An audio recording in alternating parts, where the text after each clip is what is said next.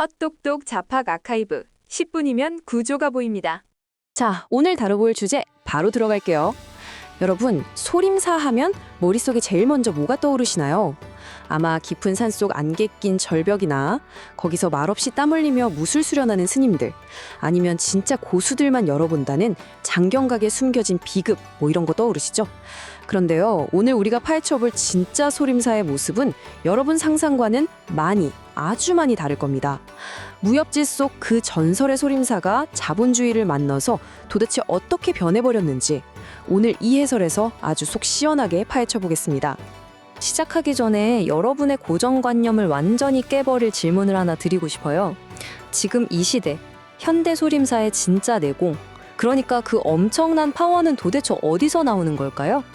무건수행? 아니면 세상에 꽁꽁 숨겨둔 무술 비급? 안타깝게도 우리가 사랑했던 그 낭만적인 대답들은 이제 진짜 현실과는 거리가 한참 멉니다. 우리가 아는 그 환상 속 소림사는 이렇잖아요. 내면의 평화를 찾고 악의 무리와 싸우고 절대 비급을 지켜내는 그런 곳이요. 하지만 현실은 어떨까요?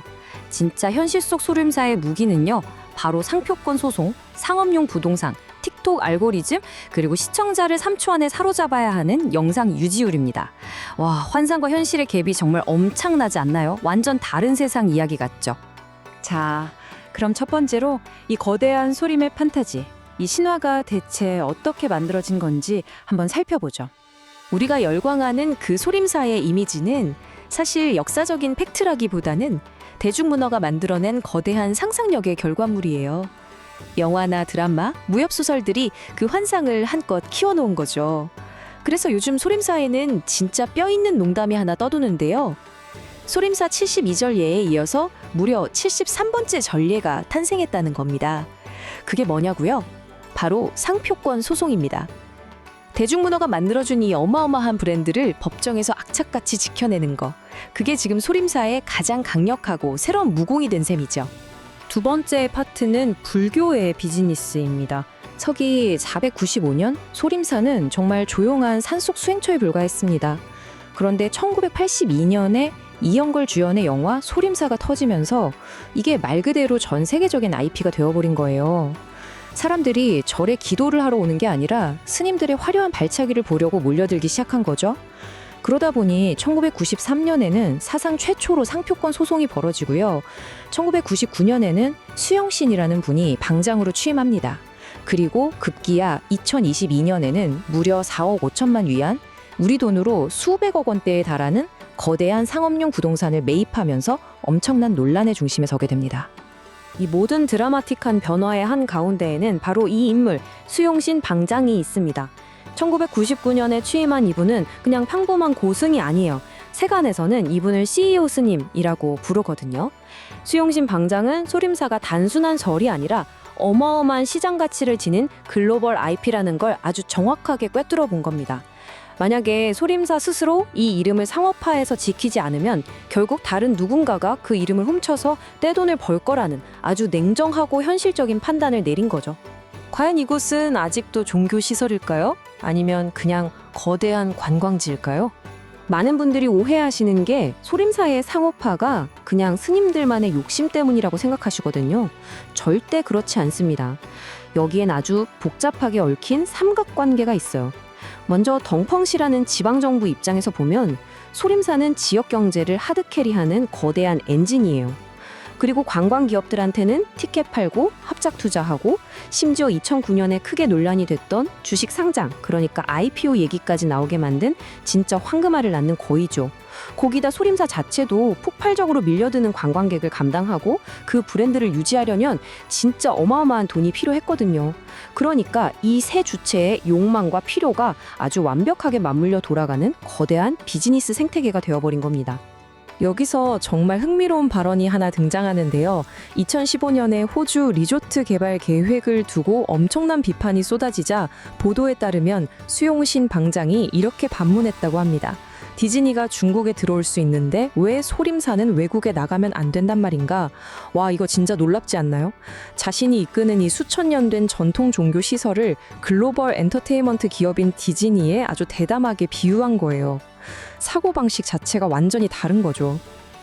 하지만 잠깐 생각해보면요. 디즈니와 소림사 사이에는 아주 서늘하고 근본적인 차이가 하나 있습니다. 디즈니는 애초에 작가들이 만들어낸 허구의 캐릭터나 마법 같은 IP를 팔잖아요. 우리가 미키마우스 보고 진짜 살아있는 쥐라고 믿진 않으니까요. 그런데 소림사는 다릅니다. 이들은 실제 사람들의 신앙, 진짜 종교적인 금욕주의, 그리고 지금 이 순간에도 수련하고 있는 진짜 수행자들의 삶을 상품화하고 있는 거예요. 완전한 허구를 파는 것과 누군가의 진실된 믿음을 파는 것의 차이. 사람들이 소림사의 상업화에 유독 큰 불편함을 느끼는 이유가 바로 이 지점에 있는 거죠. 그러니까 우리는 여기서 아주 뼈아픈 질문을 던질 수밖에 없어요. 지금 저 무대 위에서 관광객들을 위해 화려한 쿵푸를 선보이는 저 스님은 진리를 찾아 헤매는 수행자일까요? 아니면 쇼폰 플랫폼에서 소비되기 위해 고용된 일종의 컨텐츠 크리에이터나 공연 노동자일까요? 여러분은 어떻게 생각하시나요? 최근 언론 보도들을 보면 수용심 방장과 관련해서 굉장히 무거운 혐의들이 연이어 제기되었습니다. 2025년에는 자금 유용이나 계율 위반 의혹으로 조사를 받았다는 소식이 있었고요. 이어서 2026년에는 뇌물, 횡령, 그리고 자금 유용 등의 혐의로 결국 기소되었다는 보도가 나왔습니다. 자, 그런데 여기서 우리가 한 가지 꼭 확실하게 짚고 넘어가야 할 부분이 있습니다. 저희는 철저히 중립적인 입장에서 말씀드리는 건데요. 이 내용들은 어디까지나 현재 언론을 통해 보도된 혐의와 기소 단계라는 점입니다. 법적인 최종 유죄 판결이 확정된 건 아니라는 사실, 이건 꼭 염두에 두고 보셔야 합니다. 하지만 혐의의 사실 여부를 떠나서 우리가 여기서 진정으로 던져야 할 깊이 있는 질문은 따로 있습니다. 과연 수용심 방장이라는 한 개인의 탐욕이 소림사를 이렇게 변질시킨 걸까요? 아니면 글로벌 브랜드가 되어버린 이 거대한 소림사 자체가 엄청난 유지비를 감당하기 위해 어쩔 수 없이 수용심 같은 CEO용 방장을 구조적으로 필요로 했던 건 아닐까요? 고대의 전통 종교가 자본주의 시대의 거대한 브랜딩과 정면으로 충돌했을 때 경영자가 되어버린 스님은 어쩌면 피할 수 없는 시대의 필연이었을지도 모릅니다. 그러니까 여기서 가장 중요한 핵심은 바로 이겁니다. 현대 소림사의 진정한 무공은요, 더 이상 바위를 깨는 주먹이나 화려한 발차기가 아니에요. 진짜 비급은 비즈니스 경영, 상표권 소송, 어마어마한 부동산 투자, 알고리즘을 꿰뚫는 컨텐츠 제작, 그리고 글로벌 브랜드 전략인 거죠. 무공이 사라진 게 아니라 자본주의 시대에 살아남기 위해 가장 완벽한 형태로 진화해버린 겁니다. 이것이 바로 오늘날 무림의 진짜 현실인 셈이죠. 자, 이제 마지막으로 여러분께 도발적인 질문을 하나 던지며 이번 해설을 마무리해볼까 합니다.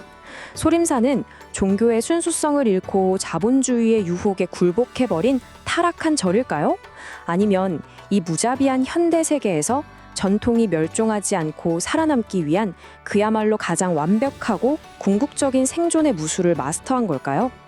만약 여러분이 이 시대의 진정한 무림고수가 되고 싶다면 이제 기쁜 산속이 아니라 경영대학원으로 가야 할지도 모릅니다.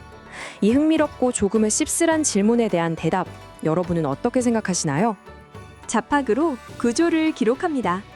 구독해두시면 다음 이야기도 이어집니다.